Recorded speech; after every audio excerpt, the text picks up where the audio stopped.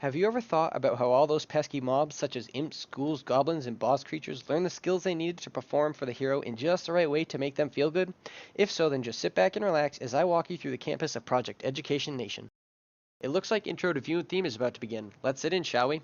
Project N plays much like a tycoon game where the player, our beloved Dean, manages an academy built for monsters of all types. The view utilizes an orbital camera that looks down over the campus at a 45-degree angle to ensure the utmost comfort for our Dean's viewing pleasure. Moving right along. Down the hall and to the right, we have How to Attain Your Goals. Here, let's just take a quick look. Project 10 will put players in charge of building up their campus to provide educational services to as many creatures as possible within a 5-year span. The player, or as we call them, the Dean, will be given specific tasks handed down to them from the bigwigs up top, the Board of Education, to achieve throughout this time while making sure their campus stays out of bankruptcy and productive. Alright, that's enough of this class for one day. Let's get a move on. If we look to our left, we'll see actions and the rules that follow. Utilizing the resources at hand, the Dean will monitor and manage your campus in many ways. First, the Dean must take on the task of building up a campus for creatures to attend, making sure all classrooms meet regulations, such as having the specified number of student desks. Of course, the teacher will need a desk and a chair, and what's a classroom without a whiteboard, am I right? Next, the Dean will need a staff set rooms. After that, they will look to their academic advisors that manage creatures on campus to better understand the needs of each individual creature type. Some may require certain rooms to be kept happy and fulfilled. From there, they can begin constructing tailored class schedules for each species to ensure they leave campus being properly taught how to do their creaturely duties. So that's how our Dean manages so well. Alright, it's time to move on. Here we are, decisions and gameplay 2. The Dean will have to manage the university's income, making sure they stay out of the red while still expanding their campus grounds to ensure that profit is being made and student needs are being attended to. The Dean will be given a variety of different tiles that they can use to construct rooms that serve specific functions. For instance, an arcane library is needed for a creature to learn anything that revolves around magic and the likes. And of course, you can't forget, the campus needs to have bathrooms. These rooms are essential to properly meeting the needs of the creatures to keep them happy and attending, while others are even needed for them to graduate. Hopefully you've enjoyed your tour so far. On to the next class.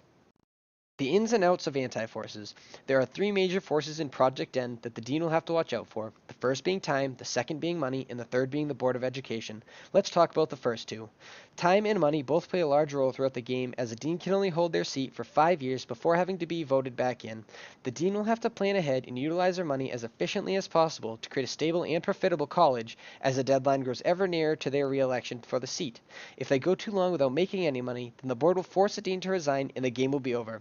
Now I understand why our schedules are so strict. Look at the time. Let's keep it moving. Imposters and How to Spot Them, one of my favorite lectures. A few games that are similar to Project N would be Dungeon Keeper and No Pineapple Left Behind. The tile system in Project N is similar to how you set up rooms in Dungeon Keeper. However, in Project N you have the ability to configure the shape and size of the rooms. This is due to our little design goblins giving us the ability to choose both ground tiles as well as walls. You are then given the choice as to what purpose that room will serve once it has been completed. Both Project N and No Pineapple Left Behind rely heavily on management. However, Project N takes it a step further and allows the Dean to place furniture within the rooms to enhance the efficiency of the teacher's teaching abilities. We're almost done here, so I would ask that you reserve all questions until the tour has concluded. Risks and how to avoid them. This is one of our most crucial classes. There are a few risks that come with Project N. The first risk would be the amount of coding work that would have to go into it to build solid systems that can track all the information needed to adequately convey everything that is going on within the environment of the game. The second risk would be that it will require a lot of custom art and assets. However, I have tried to plan around these to successfully negate them before they become issues during the development process.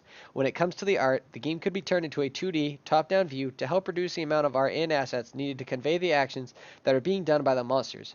To address the issue regarding the amount of coding needed, I have prioritized the systems from crucial to menial, being able to cut lesser systems while still keeping the core gameplay mechanics intact, and thus concludes the tour of the campus to Project N. I hope you enjoyed. Feel free to leave us any feedback in the feedback boxes on your way out.